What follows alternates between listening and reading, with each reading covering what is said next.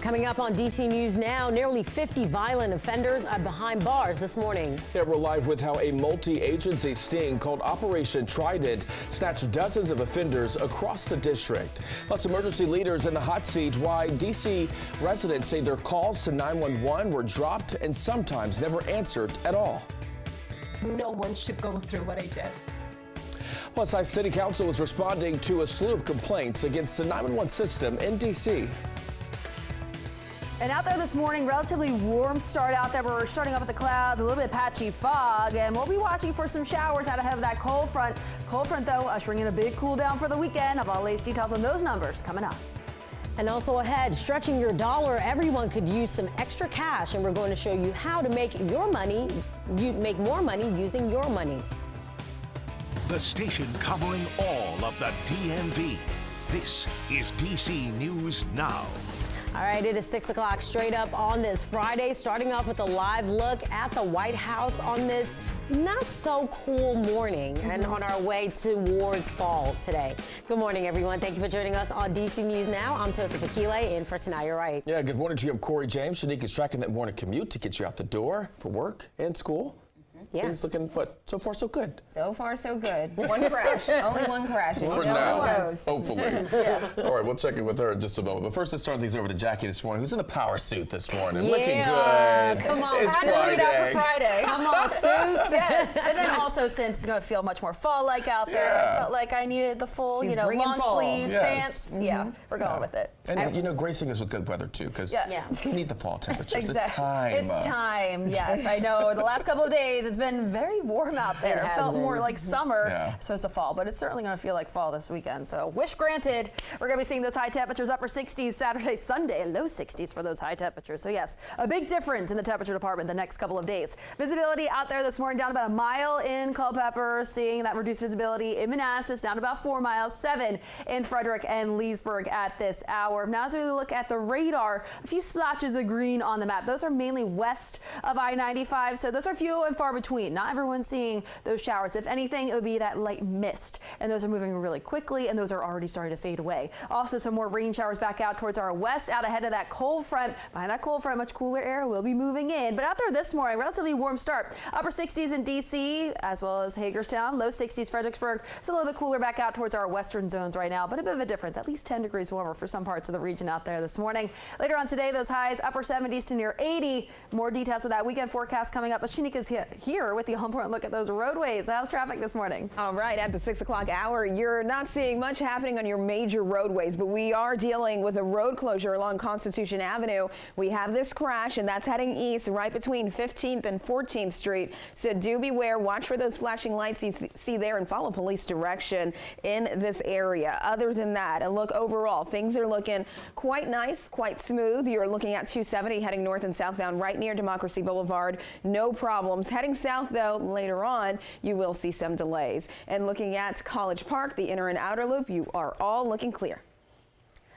All right, Shanika, thank you. And developing now, the search is on for suspects accused of attacking 2 teenagers at a D.C. library. Yeah, officials say a group of people robbed and assaulted teens at the Woodridge Library in Northeast. Now, this surveillance video you're seeing here shows the suspects. D.C. police say the suspects demanded the victims' belongings and assaulted one of them.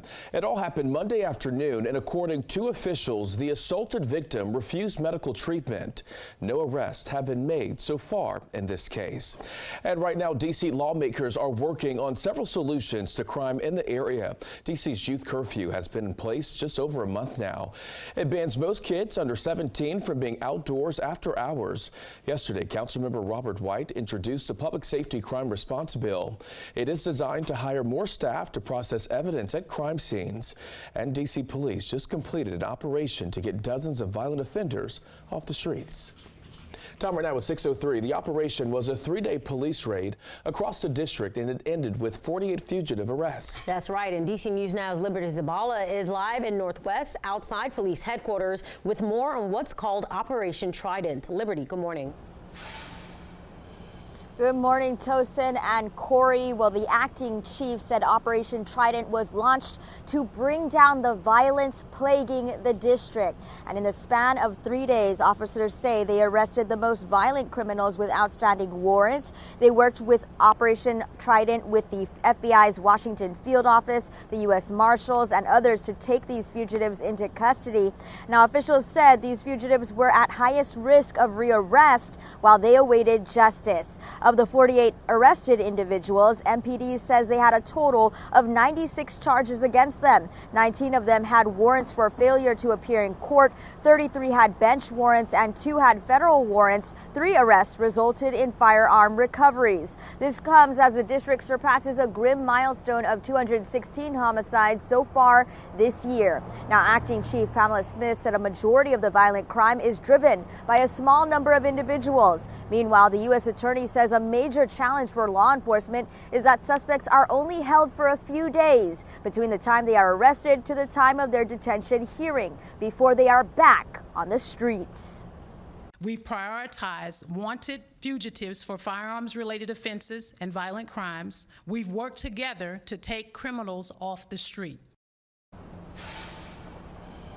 And this summer, the D.C. Council also passed an emergency crime bill to give judges more discretion to hold violent defendants pre-trial. For now, live here in Northwest D.C., Liberty Zabala, D.C. News Now. All right, Liberty, thank you. Time right now is 6:05. D.C. leaders are grilling officials overseeing the city's 911 call center. Now, council members are pushing for permanent legislation. The agency has been under fire for missed and dropped emergency calls and staffing shortages. The new bill was unveiled this summer as emergency legislation. If made permanent, the bill would include a monthly list of dispatch errors, dropped calls, and staffing levels. Officials hope the bill creates transparency. Residents expect and should be able to expect prompt assistance from OUC when they're facing an emergency. The majority of 911 calls are being answered swiftly, and we will continue to work to lower wait times. Council members are expected to take up the permanent 911 call center legislation later this fall.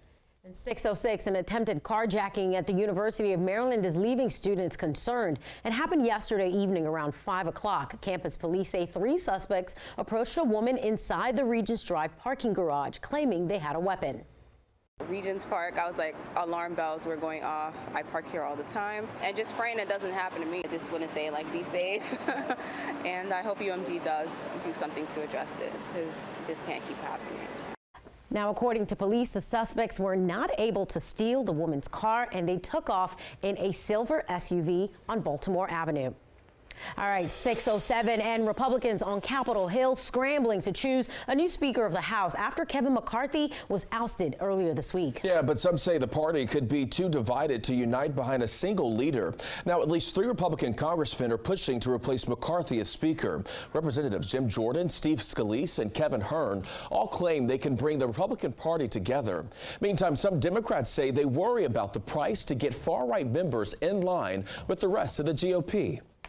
What they are doing is cynical politics designed to actually sabotage our system, and it's unclear exactly what they want. Once we elect that person, we will all have a vested interest in his success. Republicans are scheduled to vote for the next Speaker on Wednesday. And a space heater is blamed for a fire in a basement in Rockville. The fire happened yesterday in the 400 block of Feather Rock Drive. Firefighters on scene say that space heater was too close to a mattress, causing it to catch on fire. 4 people in the house were evacuated. 2 were taken to the hospital for smoke inhalation. And the Fairfax Volunteer Fire Department is looking for volunteers for a Sound the Alarm event tomorrow. Members of the department will provide residents of the Audubon Mobile Home Park with information on fire safety, smoke alarm installation, and more. The event will happen from 9 a.m. to 3 p.m. and is open to the public. All right, a $100,000 investment is changing the way people in Fairfax County, Virginia get legal help. Yeah, officials unveiled a self-help resource center inside the law library at the county's courthouse yesterday. Now, it is a place where people dealing with civil disputes can get advice on how to fill out paperwork and to get help with other legal documentation as well. We want equity in our justice system, and this is one way to help ensure that. You don't want to really have income be the decider. Officials say the center is the first of its kind in Virginia. The county hopes it will help people be more prepared in court. Time right now is 6:09. High inflation continuing to hurt people, and many are facing new challenges as federal student loan repayments pick back up. Yeah, but plans for savings now can reward people with free cash 1 year from now. Consumer reporter Ben Dennis is stretching your dollar. Hey there, Bankrate says more than 1 in 5 Americans have no emergency savings, meaning immediate health setbacks or surprise bills could quickly creep up on consumers. But it's high-yield savings accounts that offer savings credited to you annually to add to what you set aside in savings accounts. Bankrate says more than half of Americans don't have at least 3 months of emergency expenses saved. Predictably, older generations have more banked in savings than younger generations. But everyone can take advantage of high-yield savings accounts to automatically grow your savings. Some accounts with over 5% interest credited to your accounts. Among the best high-yield savings accounts for October, according to CNET, these don't require any money down. New Tech Bank and UFB Direct offering 5.25% annual percentage yield APY.